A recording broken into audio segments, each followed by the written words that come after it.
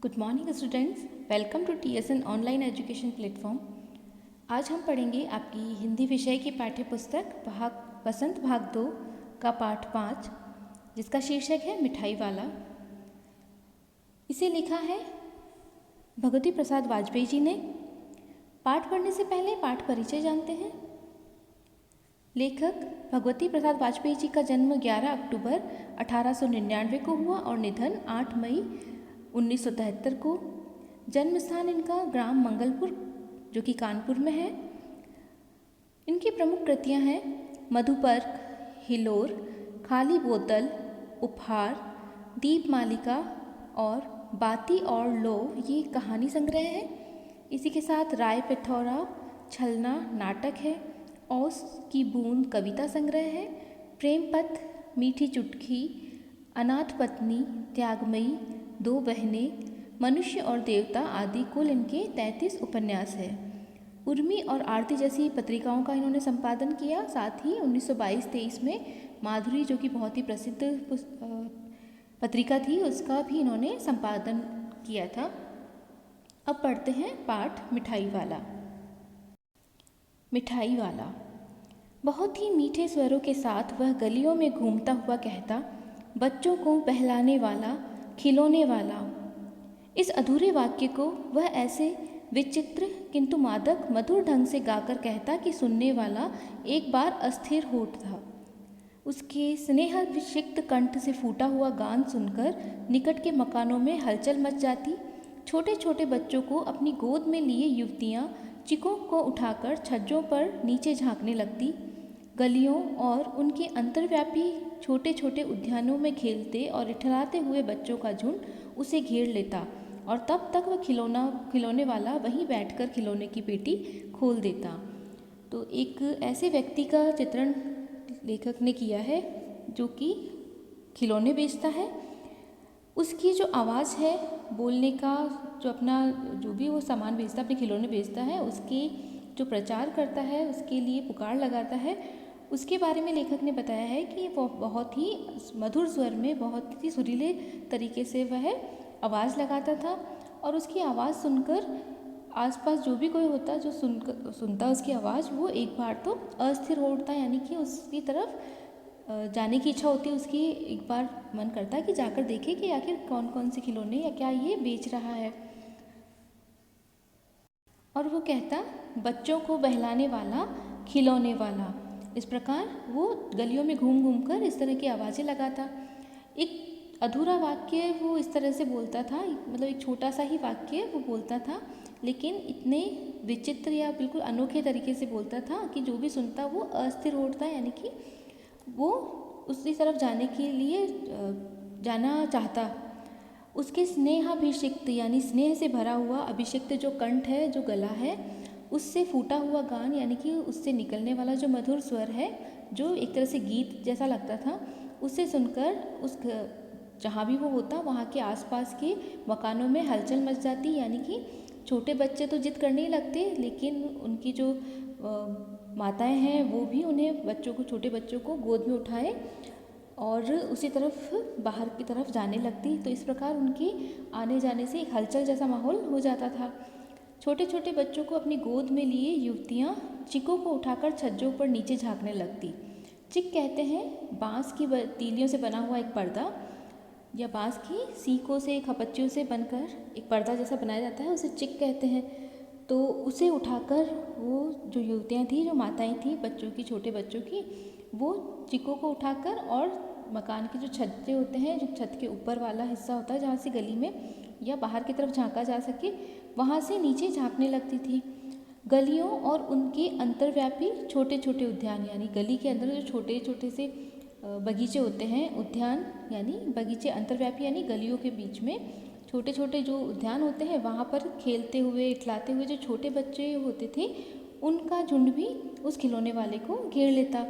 और जब तक बाकी के माताएं छोटे बच्चों को लेकर आती या आसपास के लोग आते, तब तक वह खिलौने वाला अपनी जो खिलौने की पेटी है उसे खोलकर वहीं पर बैठ जाता। अब आगे, बच्चे खिलौने देखकर पुलकित हो उठते। वे पैसे लाकर खिलौने का मोल भाव करने लगते। पूछते इस इचका दाम क्या है। और इचका खिलौने वाला बच्चों को देखता और उनकी नन्ही नन्ही उंगलियों से पैसे ले लेता और बच्चों को इच्छा अनुसार उन्हें खिलौने दे देता। खिलौने लेकर फिर बच्चे उछलते कूदने लगते और तब फिर खिलौने वाला उसी प्रकार गाकर कहता, बच्चों को बहलाने वाला खिलौने वाला। सागर की हिलोर की भांति उसका ये मादक गान गली भर के मकानों में इस ओर से उस ओर तक लहराता हुआ पहुंचता और खिलौने वाला आगे बढ़ जाता। तो इस प्रकार जब बच्चे उसको घेर लेते खिलौने वाले को किसी गली में, तो वो वहीं पर अपनी पेटी को खोलकर बैठ जाता खिलौने की। और उसके बाद बच्चे भी पुलकित होकर यानी कि बहुत ही प्रसन्नता से खुश होकर खिलौने देखते। वे जो बच्चे हैं वो पैसे लाकर खिलौने का मोल भाव करने लगते, यानी कि पूछते कि जो खिलौना उन्हें पसंद आता उसका भाव या उसका दाम पूछते, उसकी कीमत पूछते। और बच्चे जो कि छोटे बच्चे हैं तो वो अधिकतर बच्चे तुतलाकर बोलते हैं। तो वे जब बोलते तो खिलौने की जिस खिलौने की तरफ इशारा करते उसके लिए पूछते कि इसका दाम क्या है, यानी कि इसका दाम क्या है। और ऑल का मतलब और इचका यानी इसका। इसी तरह से वो अलग अलग खिलौनों के दाम पूछते, पैसे पूछते उनके, और फिर जो खिलौने वाला है उन्हें उनकी मनपसंद खिलौने देकर और उनसे पैसे ले लेता। खिलौने लेते हुए बच्चे अपने घरों को चले जाते उछलते कूदते हुए, और खिलौने वाला उसी प्रकार आवाज़ लगाता हुआ पुकारता हुआ आगे बढ़ जाता। तो ऐसा लगता जिस प्रकार सागर की लहरें एक के बाद एक आती हैं और दूर से आती हुई दिखाई देती है, उसी तरह है जो खिलौने वाला है उसकी भी आवाज़ पूरी गली में एक सागर में उठती हुई लहर की जैसे सुनाई देती है। उसकी आवाज़ गली की एक छोर से दूसरी छोर तक, एक सिरे से दूसरी जहाँ गली ख़त्म होती है वहाँ तक उसकी आवाज़ आगे बढ़ती जाती। जैसे जैसे वो आगे बढ़ता उसी तरह उसकी आवाज़ भी आगे की दूर इस प्रकार होती जाती थी। आगे राय विजय बहादुर के बच्चे भी एक दिन खिलौने लेकर घर आए। वे दो बच्चे थे, चुन्नू और मुन्नू। चुन्नू जब खिलौने ले आया तो बोला, मेला घोला कैचा चुंदल है।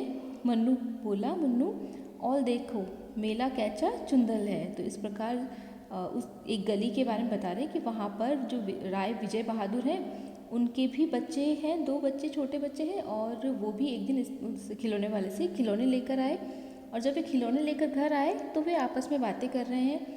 तो चुन्नू मुन्नू से कहता है कि देखो मेला घोला यानी कि मेरा घोड़ा, कैचा चुंदल है यानी कि कैसा सुंदर है। तभी मुन्नू बोलता है, और देखो मेरा भी कितना सुंदर है।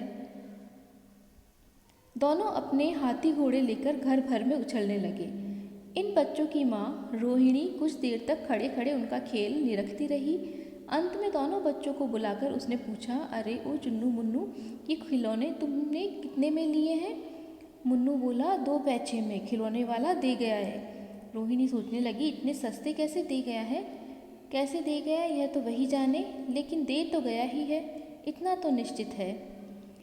तो दोनों बच्चे जब खिलौने लेके घर में आए और खेलने लगे और एक दूसरे को बताने लगे कि देखो मेरा घोड़ा कितना सुंदर है, कितना सुंदर है, और मेरा हाथी कितना सुंदर है। इस प्रकार अपने अपने खिलौने लेकर वो खेलने लगे। तो जो उनकी माताजी थी रोहिणी, थोड़ी देर तो वो उनको ऐसे खेलते हुए देखती रही। फिर उनको अपने पास बुलाकर पूछा कि चुन्नू मुन्नू, ये खिलौने तुम कितने में लाए हो? तो मुन्नू ने जवाब दिया कि 2 पैसे में ये खिलौने वाला दे गया है। तब रोहिणी सोचती है कि इतने सस्ते खिलौने कैसे दे गया। खैर उसने ज़्यादा ध्यान नहीं दिया और कहा, कैसे दे गया ये तो वही जाने कि इतने सस्ते खिलौने क्यों दिए, लेकिन दे तो गया है, ये ही निश्चित है कि बच्चों ने खिलौने लिए, ये निश्चित है। एक ज़रा सी बात ठहरी, रोहिणी अपने काम में लग गई। फिर कभी उसे इस पर विचार करने की आवश्यकता भी भला क्यों पड़ती। इस प्रकार जब बच्चे खुश थे, खेलने लगे और अच्छे सस्ते खिलौने मिल गए, तो इस बात से रोहिणी भी खुश हो गई और वो अपने काम में लग गई। और फिर ये भी छोटी सी बात थी, इसीलिए वापस से उस पर विचार करने की ज़रूरत भी उसे नहीं पड़ी कि इतने सस्ते क्यों दिए, कैसे दिए, क्या हुआ, इस बारे में कुछ भी उसे विचार करने की आवश्यकता नहीं लगी। अब आगे 6 महीने बाद नगर भर में 2-4 दिनों से एक मुरली वाले के आने का समाचार फैल गया। लोग कहने लगे, भाई वाह, मुरली वाले बजाने में वह एक ही उस्ताद है। मुरली बजाकर गाना सुनाकर वह मुरली बेचता भी है, सो भी 2-2 पैसे में। भला इसमें उसे क्या मिलता होगा? मेहनत भी न आती होगी। एक व्यक्ति ने पूछ लिया, कैसा है वह मुरली वाला? मैंने तो उसे नहीं देखा। उत्तर मिला, उम्र तो उसकी अभी अधिक न होगी, यही 30-32 का होगा। दुबला पतला गोरा युवक है, बीकानेरी रंग का साफा बांधता है। वही तो नहीं जो पहले खिलौने बेचा करता था? क्या वह पहले खिलौने भी बेचा करता था? तो इस प्रकार काफ़ी समय निकल जाता है खिलौने वाले को खिलौने बेचकर गए हुए। करीब 6 महीने हो जाते हैं, लेकिन 6 महीने के बाद एक समाचार मिलता है, लोगों की आपस में बातचीत करते हैं कि एक कोई नया मुरली वाला आया है जो बहुत ही सुरीली मुरली बजाता है और साथ ही बहुत सस्ती मुरली बेचता है, 2-2 पैसे में बेचता है। इस प्रकार दो लोग बात कर रहे हैं आपस में। वो बताते हैं, एक जिसने मुरली वाले को देखा है वो बताता है कि एक जो मुरली वाला है वो एक ही उस्ताद है, यानी कि वो जो मुरली बजाने में बहुत ही पारंगत है। उस्ताद उसे कहते हैं जो किसी काम में पारंगत हो, जिसे महारत हासिल हो, जो बहुत अच्छे से उस काम को कर सके। तो इसके लिए मुरली वाले के लिए कहा गया है कि वो एक ही उस्ताद है अपने काम में, यानी मुरली बजाने में वो एक ही उस्ताद है। मुरली बजाकर और गाना सुनाकर वो अपनी मुरलियाँ भी बेचता है, और बेचता है वो तो ठीक है, लेकिन वो बेचता भी बहुत सस्ती है, 2-2 पैसे में। आज तो 2 पैसे में देखे भी नहीं है, क्योंकि आजकल चलते ही नहीं, सीधा 1 रुपया, 2 रुपये, 5 रुपये, 10 रुपये इस प्रकार चलते हैं।